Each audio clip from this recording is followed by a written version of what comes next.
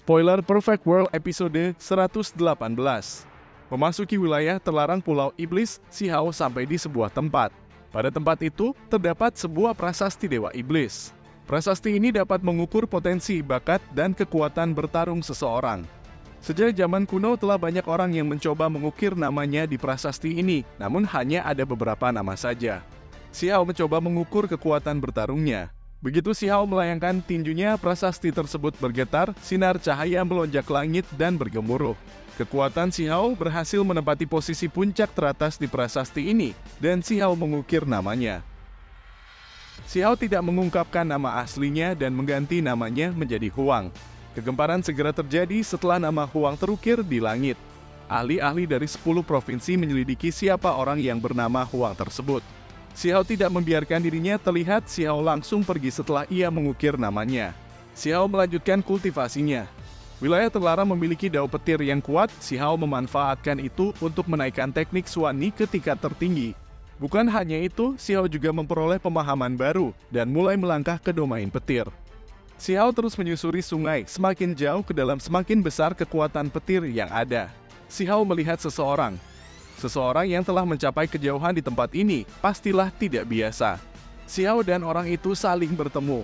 Orang ini bernama Li Yunchong, seseorang yang berasal dari provinsi Heavenfall. Dikatakan ada dua jenius dari provinsi Heavenfall. Yang pertama adalah seseorang yang memiliki pupil ganda, dan yang kedua adalah Li Yunchong ini. Li Yunchong dulunya adalah jenius pertama, tapi setelah orang yang menggunakan pupil ganda ini keluar, Li Yunchong dikalahkan dan menjadi yang kedua. Li Yunchong menceritakan seperti apa kekuatan orang itu dan bagaimana penampilannya. Mendengar perkataan Li Yunchong, Si Hao teringat Si juga memiliki pupil ganda dan hanya pernah kalah dalam pertarungan besar melawan Si Hao. Li Yunchong datang ke wilayah terlarang untuk melatih diri dengan dao petir. Si Hao dan Li Yunchong memiliki pemikiran yang sama, mereka ingin saling bertukar pengalaman. Terjadilah pertarungan antara teknik Xuan Ni Si Hao versus burung Thunder Sky Li Yunchong. Saat merasakan teknik mereka cocok, Si Hao dan Li Yunchong saling bertukar teknik. Si Hao memberikan teknik berharga Xuan Ni, Li Yunchong memberikan teknik Thunder Sky. Setelah itu keduanya berpisah, saling berlatih masing-masing. Si Hao duduk di tepi sungai dan berupaya menyempurnakan rumput petir. Dengan kendali Si Hao, rumput petir berubah menjadi cairan dan memasuki mulut Si Hao. Setelah itu kekuatan petir di tubuh Si Hao melonjak dan Si Hao mengedarkannya ke seluruh tubuhnya. Si Hao melakukan itu sambil berlatih teknik Thunder Sky. Keuntungan yang didapat Si Hao dari rumput petir memang luar biasa. Si Hao dengan mudah bisa memahami teknik Thunder Sky dan juga mendapatkan pencerahan untuk mengolah teknik berharganya sendiri.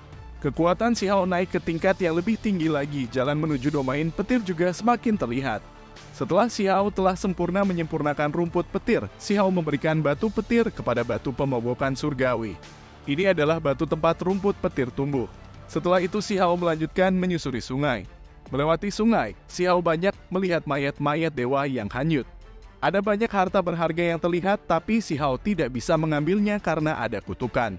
Sepanjang sungai ini ada kutukannya. Jika mencoba mengambil barang atau harta di dalam sungai, orang itu bisa saja terkena kutukan dan kehilangan daunnya. Si Hao tidak mau memaksakan diri dan terus berjalan hingga hampir sampai ke ujung sungai. Di ujung sungai ini, Si Hao melihat harta berharga berupa kuali pil. Kuali pil ini dekat dengan tepi. Karena dekat, Si Hao memberanikan diri mencoba keberuntungannya. Si Hao berusaha keras menahan kutukan sambil menarik kuali pil ke permukaan. Karena dekat, kekuatan kutukan tidak terlalu besar, tapi itu saja sudah cukup membuat Si Hao hancur-hancuran. Harta apakah yang ditemukan Si Hao? Kita akan bahas di episode selanjutnya. Ini saja dulu, terima kasih sudah menonton dan sampai jumpa.